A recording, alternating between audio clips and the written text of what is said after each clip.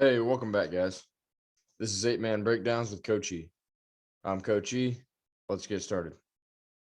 Today's episode is translating to Eight Man. Remember, I'm no expert, I'm just sharing ideas and experiences.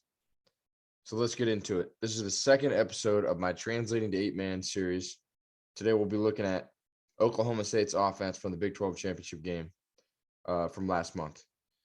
They took on Baylor, and if you've seen my other videos, I already posted a video of doing this exact same thing, breaking down and translating Baylor's offense into Eight Man. So if you want to go check that out or haven't yet, I'll leave a link to the video in the description below. All right, let's get into it. So the first play here from Oklahoma State's offense is a wing split pistol inside zone slice play.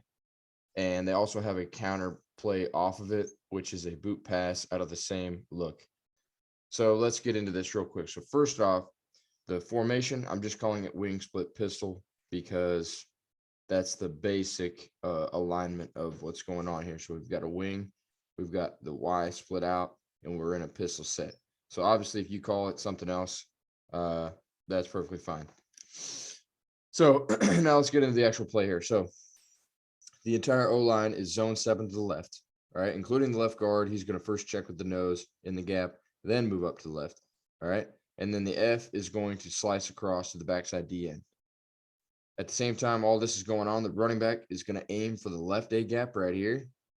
Now, if the nose gets into the path or the left guard moves up too soon and doesn't get the nose guard taken care of, now he's going to bend it back and cut it back into the right A gap. All right, so the running back's got two options here on this zone. This is how I would personally teach it, and I'll show you how Oklahoma State ran it. But honestly, I really like this play. You've got multiple options if you've got a good running back and you have everyone accounted for in the box, all five defenders when you add the slice. So if you're an outside zone run or inside zone run team, I think this would be a great play, and I'll show you both this play and the counter play that Oklahoma State ran. So let's start off with the inside zone play. So here it is. So there you go. You can see the H-back comes across and slices. O-line all zone steps to the left. Running back's aiming for that left A gap, and there's a huge hole in the cutback, so he cuts it back. Easy touchdown. Actually, 52 had a chance to get him here, but the slice slowed him down just enough that he couldn't get there. The only other guy that had a chance was that backside linebacker, or the play side linebacker. I take that back. Let me put this in slow motion real quick. So this play side linebacker actually is the one that had a chance to get him too at the end. He must be manned on to the H-back because watch what he does. He flows across here hard, and before he knows what's going on, it's too late, and there's a huge hole because he overran. So there you go. There's that play. Let me put it in slow motion one last time so you can see. So the slice, all the linemen zone stepping, the running back's bouncing it or bends it back into this play side, backside A gap. All right, so there you go. That's that play. Now let's go through the counter play off of it. So now the F is going to come like he's slicing across, and then he's going to slip out here into the flat. All right, the O-line is still going to pass protect and zone pass protect to the left. Other than the only thing that's different here is obviously your guards are not going to get downfield. If you plan on throwing this ball, they better not get downfield. So, and then over here with the Y, what I would have him do personally, I'd have him run a snag and probably sit about here, 5-6 yards, sitting at 5 or 6 yards, but just outside the tackle box here. Because for the fact that if he goes here hard and sits down, he could be open anyway, but also he's going to take this corner out. And it might draw attention to this play side linebacker.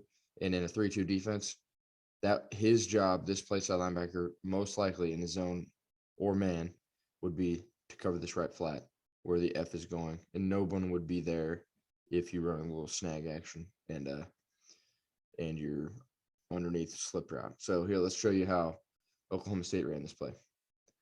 So here we go. There's the slip action. He rolls, throws it, and not the best executed play, but it's not a total loss because they do pick up a couple yards. All right, let's see it again. So there he hits him and out of bounds, a couple yards.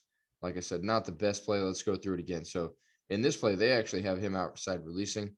Like I said, I would have him go right here, run a little snag action, sit just outside the tackle box.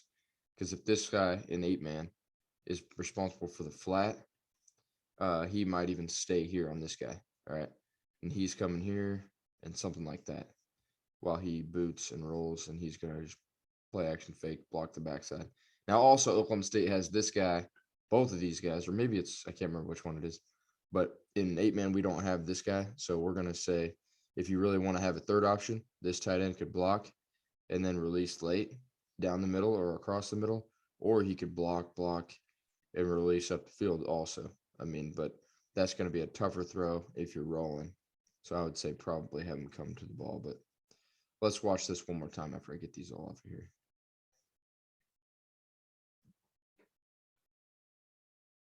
So there you go. There's the little inside zone slice and inside zone slice boot snag action. So let's move on to the next play. And once again, like I said, I really like this play just because with the slice action going on, if you're an inside zone or outside zone run team and you add the slice to it, now you got everybody accounted for, and you're putting your running back in a better position, especially if he's a good cutter. If he's got good vision and can make cuts and find the open lane, good vision. Yeah, I really like this play. So let's move on though. So once again, we got another inside zone slice play, but here it's out of a heavy split offset formation with obviously double split here, but we're adding a slant RPO to it. And I'll show you how Oklahoma State runs it here in a second. So first of all, we got the F slicing across again. All right. Now he's got an inside zone to the left, aiming for that left A gap. This time, we don't have all 5 defenders accounted for. So if that left linebacker would step up, he's going to cut it back into the right A gap. All right. All the while, I would probably pre-snap read the corner if he's playing off 6 to 7 yards like this, abort the run and throw that. All right. Because the safety is over top of the F in the middle of the field, actually on the left side, kind of. All right. Let's actually get into this play and show you how Oklahoma State does this. I think it is here. Here it is. All right, so there you go. There's one play full speed. Let me show you and slow it down a little bit. So he's going to set it up right there. He's coming across. Everybody's zone stepping to the left here, and running back's coming across into to the left, aiming for that left A gap first. Honestly, with the look here, they have all guys accounted for. They have a 5-man line. They're all stepping left, and they're going to double and move up to the middle while he slices to get the backside. So they probably could have ran this, but the quarterback must just really like this matchup up here with him being off 5 yards on 3rd down and 1. So let's see it again. But once again, I just love the zone action and RPO tagged onto it, because if you're a zone running team, it's not changing the play. It's not even creating a new play. It's just adding a simple slant read onto your already base run play. So if you're an inside zone team, I really like this as well, because it's an easy thing to add and practice. It's not even, you're just adding a read to it rather than just running the inside zone slice. Also, there's multiple options. I mean, you're taking the defense, what the defense gives you. If the guy is going to play up tight, then maybe that's your read. Okay, now we're not throwing the slant because it's taken away. Or they have an extra linebacker in here and he starts to drop out, or he's just in playing an apex defender, like in between there. Then there you go. Maybe that's your read guy. And you know, okay, now pre-snap, we're going to give this. We're not even going to read it. But anyway, once again, let me show you that actually one more time. Full speed. And an easy pass for a wide open 1st down. But that's just what I'm saying is I really like both of these plays because there's multiple options here. And it's really, like I said, it's not inventing a new play. It's kind of just adding a tag to your current play if you're a zone running team. Let's move on to the final one. And this one is out of a spread look 2x1 for 8-man. And now we're moving to an outside zone run. So once again, a couple options within a bubble RPO here. So the line's going to zone step left. All right. So the nose or the center has to block the nose. He's head up. Left guard's going to step and try to zone block this left end. Right guard is going to step in. If he has to help with the nose for a second, if he shoots this way, fine. That's fine. He'll help and then try to get up to that next level. At the same time, the entire thing, the quarterback has got his eyes on the DN immediately, reading him. If he squeezes down, quarterback is going to pull it. and he's got, again, two options after he pulls. He can either just take off running, or he could throw the bubble right away and take the yardage out here. So back to the running back. If he gets it because the DN sits, now he's reading, since it's outside zone. If the linebacker fills here, he's going to then bounce it to the B gap in this case. Kind of a C, but there's not actually an extra tight end here, so it's the B gap in this case.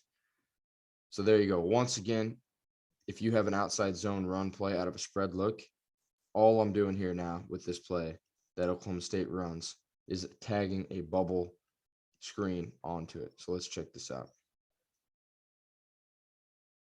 Okay, so here it is. So in this case, they're doing a 2x2, and obviously 8-man, we're doing 2x1. All right. So another thing, pre-snap, let me go back to the 8-man look. Pre-snap, if you see your safety this far off, you could have a call to abort the run and just throw it out there. All right. I don't know if Oklahoma State has that. I don't think they do. I think it's just they're leaving it up to the quarterback to decide, and he sees like a good 18 yards. The safety is playing off. Also, the linebackers are dropping before the snap, meaning they think it's an obvious pass situation, but they're not worried about a bubble screen or a throw to the outside quick. So I think that's another reason why he aborts this so fast. But let's check it out. So they're reading this guy just like we had, outside zone to the left, but he pulls it and throws the bubble, and look what happens. Wide open, easy 9.5, maybe even a 10-yard gain here, just on a simple bubble screen. So there you go. And like I said, I mean, it's really not inventing a new play, just tagging a little bubble screen onto your run game. That's why I really like these plays, and I really like what Oklahoma State was doing. Unfortunately, in this game, they didn't have their main go-to running back. I forget his name. Last name is Warren, I think. I forget his first name. But he had over 2,000 yards rushing on the season, and they brought in the backup who had like 50 yards on the entire season, I think. So they weren't as much of a run threat. So maybe that has also had something to do with the quarterback pulling it on a lot of these RPO reads, but I don't know. So, but anyways, that's basically going to wrap this up. If you like what you saw here from these videos, make sure you give me a comment, like, subscribe, and you'll stay tuned for future episodes. But like always, I'm no expert. I'm just sharing ideas and stuff here. But yeah, if you like any of this or like the series idea, let me know. Hit the subscribe button and the like button, the thumbs up. And like always, thank you guys for watching.